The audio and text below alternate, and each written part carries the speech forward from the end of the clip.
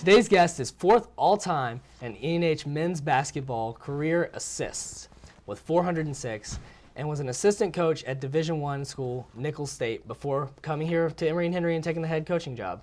Our guest today is Paul Russo, head coach of the men's basketball team. Paul, great to have you on. Thanks for having me. You guys won your last game, and you've won 3 out of your last 4. What are the things that you've been doing recently that have helped you to get the wins that you weren't doing earlier in the season?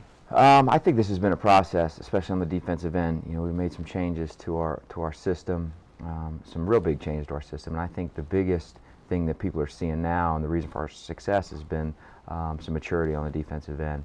We're limiting people, we're limiting their opportunities, and you know, contesting a lot of shots that we weren't earlier in the year.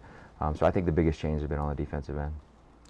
Well, earlier in the year, it seemed like you guys went into halftime down a lot of the times, especially at home, and you would come out with a surge of energy in the second half. You must have lit a fire underneath them at halftime, but you just couldn't seem to close out the game. You got to run, and then the other team would produce a counter run, and then you just wouldn't be able to get back into the game. Yeah, I think it comes back to just the inconsistencies on the defensive end. You know, our guys, we've got a lot of seniors that have played in a lot of games. Offensively, we haven't changed much. You know, we may not rely as much on the three-pointers we have, but we're still playing pretty fast offensively. I think the ebb and flows of the game have been a large part due to the inconsistencies on defense. You know, I think we've really learned that we need to value defensive possessions, especially late in the game. Mm-hmm. And I think we're getting to a point now where that's starting to come together, but it hadn't, you know, around Christmas break and throughout most of January. Do you think that putting yourself in a hole too early makes the team have to expend too much energy trying to get back into it? Yeah, I mean, you can look at that from that standpoint. I really think that we just, in order for us to be good and to finish this thing out, we've got to get consistent on the defensive end. Well, you guys, you mentioned you have more defensive intensity. You guys look different defensively too now because you've moved away from the Grinnell system that you ran for a couple of years under Bob, and then you ran it last year.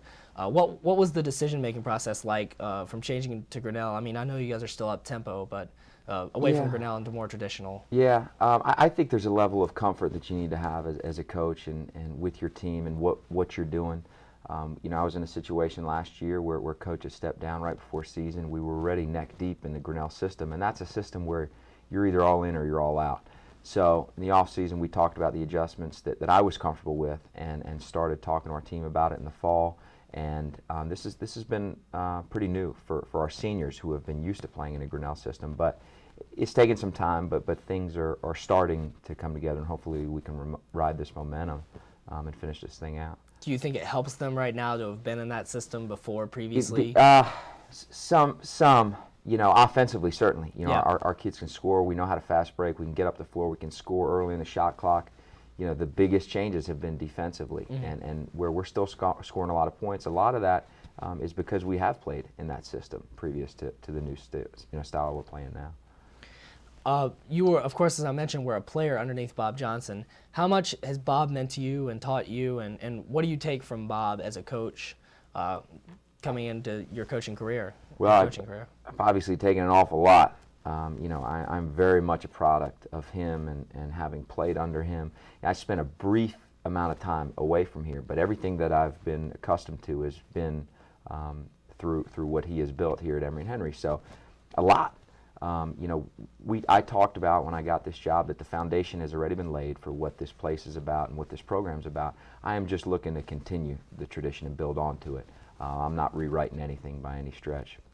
Yeah, and mentioning that, does it ever feel like a daunting task to be the guy that has to fill Chris Johnson's shoes? You know, I don't think about it that much. I think the relationship that we have, he's made it so easy for me to replace him.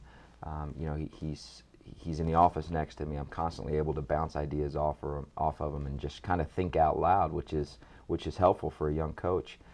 You know, going through a lot of new things, and I've certainly been through a lot of new things these past couple of years. As a former player and coach, assistant coach, you know, you moved up the ranks here. How do you think that helps you appreciate what the players go through here? Do you think you have an extra appreciation of that? I certainly do. You know, it wasn't too long ago that I sat in those same seats, you know, looking at Coach Johnson, feeling the same things.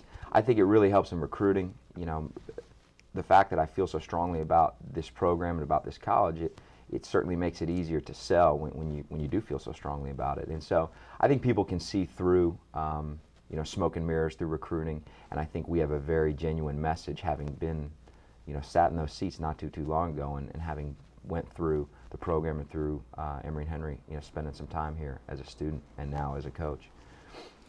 You mentioned you improved your defensive intensity, but I'm sure you're not all coaches are never satisfied with the play of their team. You can always get better. That's always the standpoint I've heard.